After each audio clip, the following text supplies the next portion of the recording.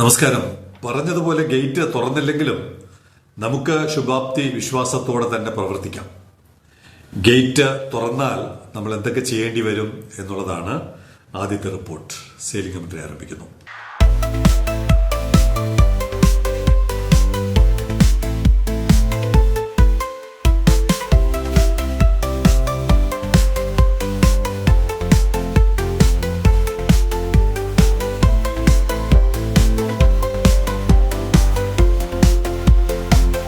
Port പ്രവർത്തനം തുടങ്ങുമ്പോൾ നമ്മൾ എന്തെങ്കിലുമൊക്കെ ചെയ്തല്ലേ പറ്റുകയുള്ളൂ.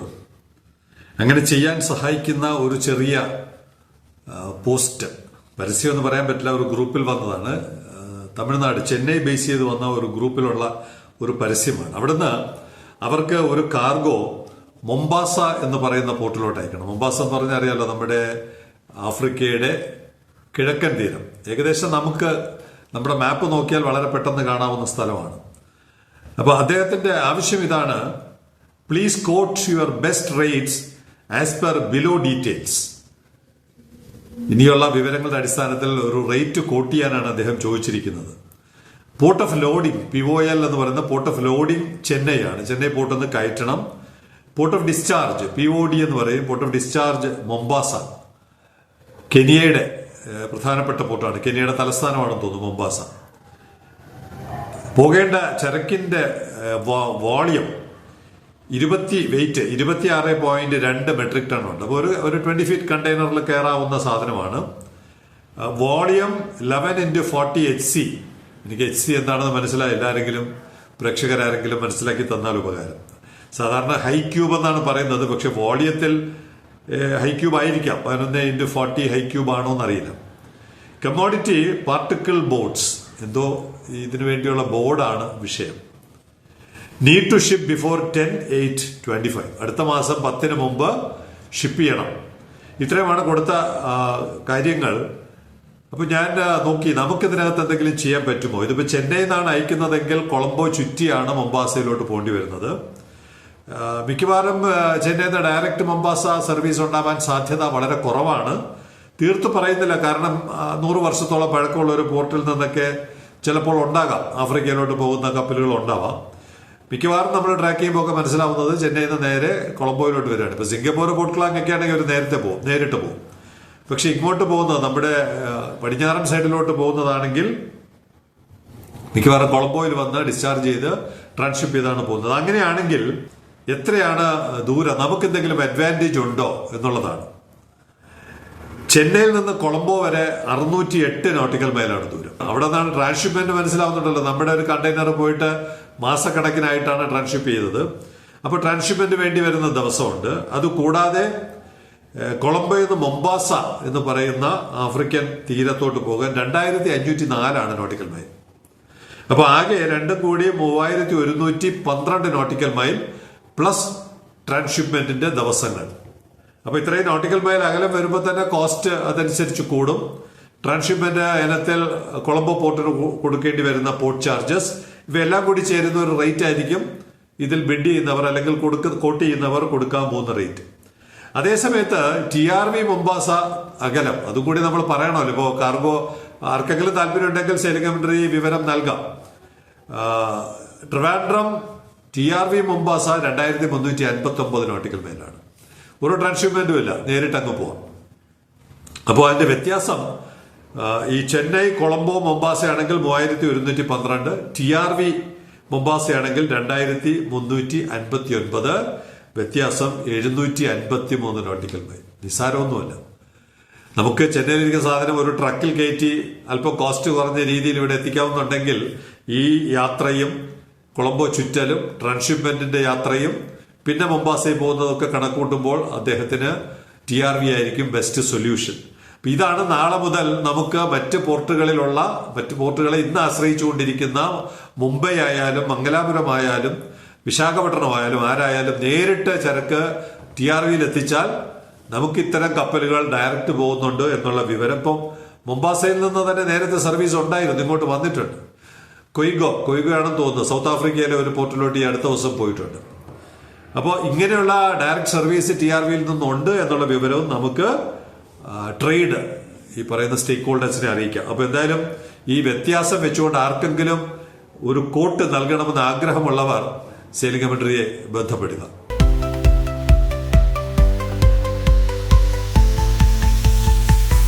ഇന്ന് കുറെ അധികം സുഹൃത്തുക്കൾ എനിക്കൊരു റിപ്പോർട്ട് അയച്ചു തന്നു. ടൈംസ് ഓഫ് ഇന്ത്യയുടെ മത്സ്യത്തൊഴിലാളികൾ അവരുടെ മത്സ്യബന്ധന യാനങ്ങൾ കപ്പലിന് ബുദ്ധിമുട്ടാകുന്നു എന്നുള്ള വിവരം ഈ MSC ഇസ്താൻബുൾ വന്നപ്പോൾ 4 മണിക്കൂറോളം വൈകി എന്നൊക്കെ പറയുന്ന ഒരു റിപ്പോർട്ട് പലരും അയച്ചു തന്നു.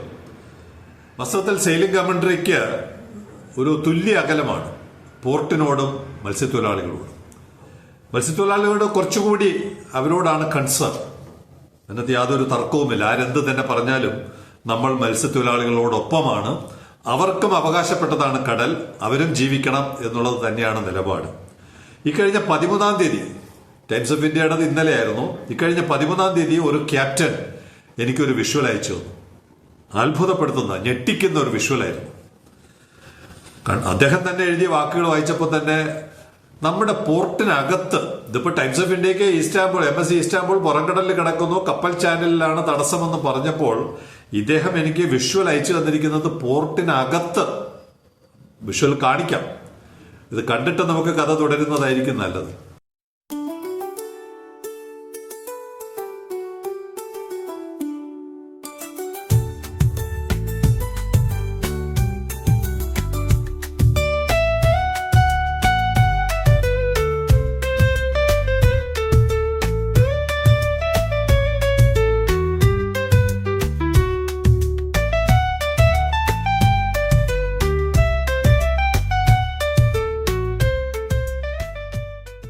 മനസ്സിലാവുന്നുണ്ടല്ലോ. ബ്രേക്ക് വാട്ടർ കാണാം, ടഗ് കാണാം, എല്ലാം കാണാം. കപ്പലിന്റെ തൊട്ടടുത്ത് വരെ നമ്മുടെ വള്ളങ്ങൾ വന്നു നിന്ന് മത്സ്യബന്ധനം നടത്തുകയാണ്. ഇപ്പൊ 2 തരത്തിലാണ് ഇതിനെ സെയിലിംഗ് കമന്ററി കണ്ടത്. ഒന്ന്, ഇവിടെ ഈ പോർട്ട് അടച്ചുപൂട്ടാനും നിർത്തലാക്കാനും അദാനി ഗോ ബാക്ക് വിളിച്ചവരെയും ചുട്ട മറുപടി കൊടുക്കാൻ പറ്റുന്ന ഒന്നാം തരം ഒരു വിഷ്വലായിരുന്നു. കാരണം എന്താണ്, മത്സ്യങ്ങളെല്ലാം പോർട്ടിനകത്താണ്. കപ്പൽ കിടക്കുന്നു, നിരന്തരം കപ്പലുകൾ വന്നു. 412 കപ്പലുകൾ ഇന്നലത്തെ കണക്കനുസരിച്ച് വന്നിട്ടുണ്ട്. ഇത്രയും കപ്പലുകൾ വന്ന ഒരു കടലിൽ മത്സ്യം ഇങ്ങനെ, വള്ളങ്ങളുടെ തിരക്കേണ്ട അറിയാമല്ലോ, മത്സ്യങ്ങൾ കുന്നുകൂടി കിടക്കുന്നു എന്നുള്ള വാക്കാണ് ഉപയോഗിക്കേണ്ടത്. അത്ര, കാരണം അവർക്ക് മനസ്സിലായി അവിടെ അതിനകത്ത് നിറയെ മത്സ്യം ഉള്ളതുകൊണ്ടാണ് ഇത്രയും പേര് നിന്ന് മത്സ്യം പിടിക്കുന്നത്. അവിടെ വേണമെങ്കിൽ പോർട്ടിനെ നശിപ്പിക്കാൻ ശ്രമിച്ചവരെ ആക്രമിക്കാൻ പറ്റിയ ഒന്നാം തരം വിഷ്വൽ കിട്ടിയ ദിവസം തന്നെ അത് വിളിച്ചു പറയാം, സെയിലിംഗ് കമന്ററിയിലൂടെ അവതരിപ്പിക്കാമായിരുന്നു. 13-ാം തീയതിയാണ് കിട്ടിയത്. പക്ഷേ വേണ്ടാന്ന് വെച്ചു, തൽക്കാലം പുറത്ത് വിടണ്ടെന്ന് വിചാരിച്ചു. കാരണം എന്താണ്, നമ്മളായിട്ട് മത്സ്യത്തൊഴിലാളികൾക്ക് ബുദ്ധിമുട്ടുണ്ടാകുന്ന ഒരു വാർത്ത കൊടുത്ത് അവരുടെ ജീവിതത്തിനും അവരുടെ ജീവസന്ധാരണ പ്രക്രിയയ്ക്കും തടസ്സമുണ്ടാക്കണ്ട. പക്ഷേ അത് നിയന്ത്രിക്കണം, യാതൊരു സംശയമില്ല, നിയന്ത്രിക്കണം. അത് ബന്ധപ്പെട്ട മാർഗങ്ങളിലൂടെ ബന്ധപ്പെട്ടവരെ അറിയിച്ചുകൊണ്ട് നടപടി സ്വീകരിച്ചുകൊണ്ട് അവരെ അവിടെ നിന്ന് ഒഴിവാക്കുന്ന ഒരു ശൈലിയാണ് സെയിലിംഗ് കമന്ററി സ്വീകരിച്ചത്. അപ്പൊ അതിൽ നിന്ന് തന്നെ മനസ്സിലാവുന്നുണ്ടല്ലോ സെയിലിംഗ് കമന്ററി ആരുടെ പക്ഷത്താണെന്നുള്ളത്. അങ്ങനെ ഒരു നിലപാട് സ്വീകരിച്ചിട്ട് ഈ നിമിഷം വരെ ആ വിഷ്വൽ പുറത്തു വിട്ടില്ല.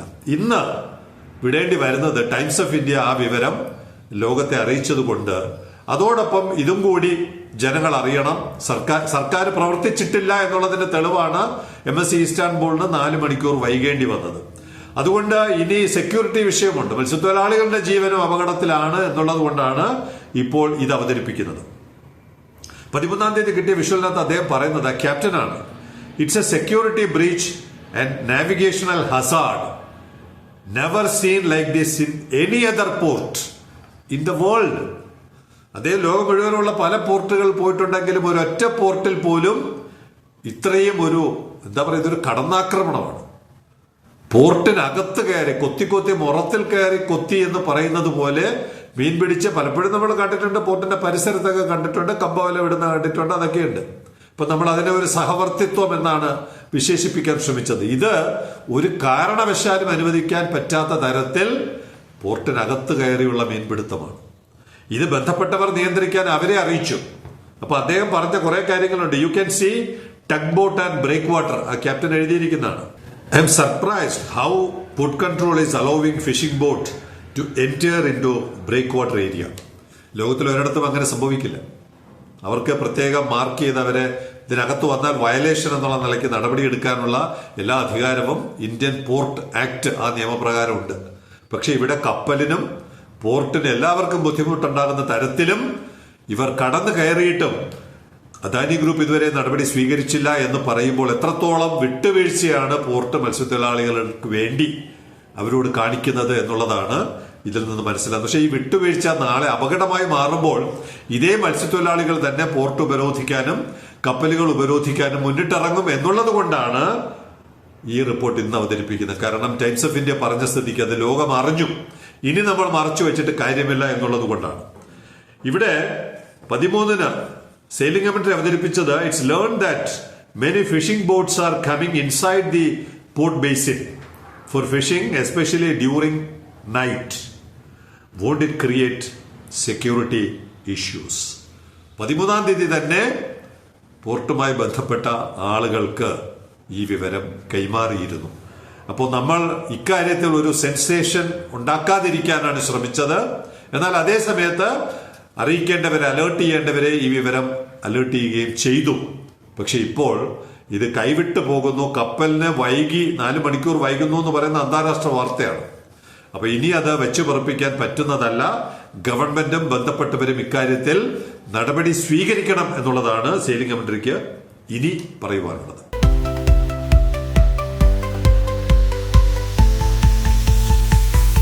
ഇനി ഒരു ക്യാപ്സ്യൂളാണ്. ഇന്നലത്തെ സെയിലിംഗ് കമന്ററി കണ്ടിട്ട് സെയിലിംഗ് കമന്ററിക്ക് കിട്ടിയ ഒരു മറുപടി. അഖിലേന്ത്യെ അറസ്റ്റ് ചെയ്തിരിക്കുന്നു എന്ന് പറയുന്നത് സർക്കാർ എടുത്ത നടപടിയാണെന്ന് പറഞ്ഞപ്പോൾ ഗുളിക ക്യാപ്സ്യൂൾ ഇങ്ങനെയാണ്: കോടതി വിധി അനുസരിച്ചല്ലേ അറസ്റ്റ്, കോടതി പറഞ്ഞാൽ അനുസരിച്ചല്ലേ പറ്റുകയുള്ളൂ, അതാണ് ചെയ്തത് എന്ന് പറഞ്ഞാൽ വെറുതെ ഇവിടെ ഉറങ്ങിക്കിടന്ന സെക്രട്ടേറിയറ്റിലെ ഉദ്യോഗസ്ഥന്മാരോട് കോടതി ഇങ്ങോട്ട് വന്ന് അഖിലേന്ത്യെ അറസ്റ്റ് ചെയ്യണമെന്ന് ആവശ്യപ്പെട്ടു എന്ന് ലോക്കൽ കമ്മിറ്റിയിൽ പറയുന്ന ഭാഷ്യം സെയിലിംഗ് കമന്ററിയോട് പറയാൻ ശ്രമിക്കുകയാണ് ഗുളികൻ. വെണ്ടയ്ക്ക അക്ഷരത്തിലാണ് എഴുതി കൊടുത്തത്. 9,500 കോടി രൂപ തരണം, തന്നില്ലെങ്കിൽ അഖിലേന്ത്യയെ പിടിച്ചിടണം എന്ന് തന്നെ ഇവിടുത്തെ എൻവയോൺമെന്റ് സെക്രട്ടറി എഴുതി കൊടുത്തു, സർക്കാർ എഴുതി കൊടുത്തു, ഇടതുപക്ഷ സർക്കാർ എഴുതി കൊടുത്തു എന്നുള്ളിടത്താണ് ഗുളിക ലോക്കൽ കമ്മിറ്റിയിലും ബ്രാഞ്ച് കമ്മിറ്റിയിലും വിശദീകരണം കൊടുക്കേണ്ടി വരുമ്പോഴുള്ള വിശദീകരണമാണ് സെയിലിംഗ് കമന്ററിക്ക് നൽകിയിരിക്കുന്നത്. കോടതി വിധി അനുസരിച്ചല്ലേ അറസ്റ്റ്. കോടതിയുടെ മുമ്പാകെ അങ്ങോട്ട് പോകാതെ സുവമോട്ടോ കേസെടുത്തതാണോ കോടതി? ഇത് ആരെ പൊട്ടനാക്കാനാണ് നിങ്ങൾ ഇങ്ങനെയുള്ള കുറിപ്പ് എഴുതുന്നത്? ദയവേത് നിങ്ങൾ ചെയ്തോളൂ. ബ്രാഞ്ച് കമ്മിറ്റിയിലും ഏരിയ കമ്മിറ്റിയിലും ഇനി ജില്ലാ കമ്മിറ്റിയിലും എവിടെ വേണമെങ്കിലും നിങ്ങൾക്ക് ഇതൊക്കെ അവതരിപ്പിക്കാം. അവിടെ നിങ്ങൾക്ക് നിങ്ങളെ കൈയടിച്ച് പ്രോത്സാഹിപ്പിക്കുകയും ഒരു പ്രൊമോഷൻ കൂടി നൽകുകയും ചെയ്യും. ഇവിടെ ഈ പരിപ്പ് നിർത്തുന്നു.